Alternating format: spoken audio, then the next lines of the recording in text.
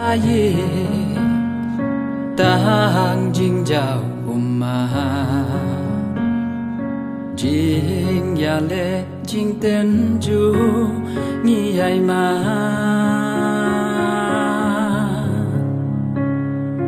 nim ya long shu ka we ban shakri yutrai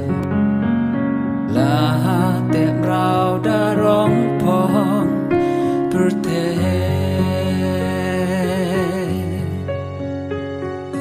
dei kisni ki bakatu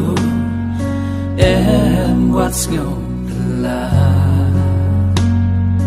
ying kristan ki kambang yas ngom pa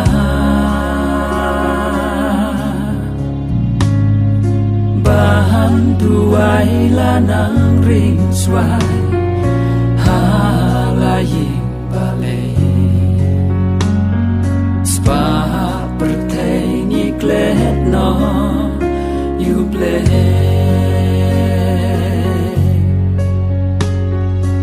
kun kia halaka mo em kim don ring ka umat amanu ket banya syaiki para bat kimen jongi syai pa syai men jongi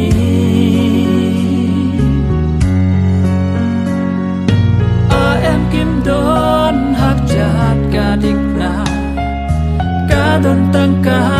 meri tu yam ya la de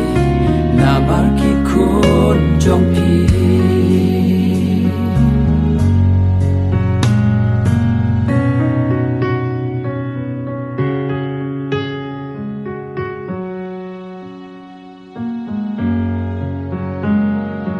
yeng kristan ki long nong we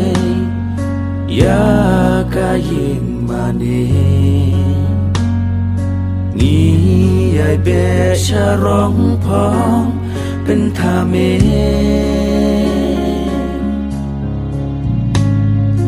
ngim don por shu haram pe ban shakri yuble kun samla ki pe chai nuble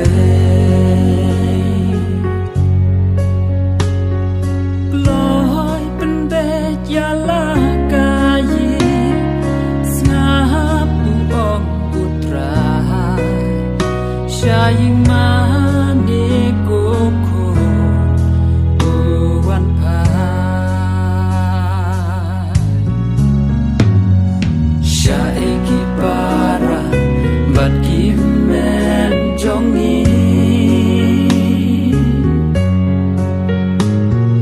syai ipa syai men jongi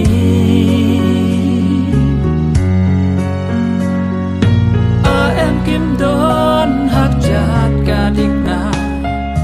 ka don tang ka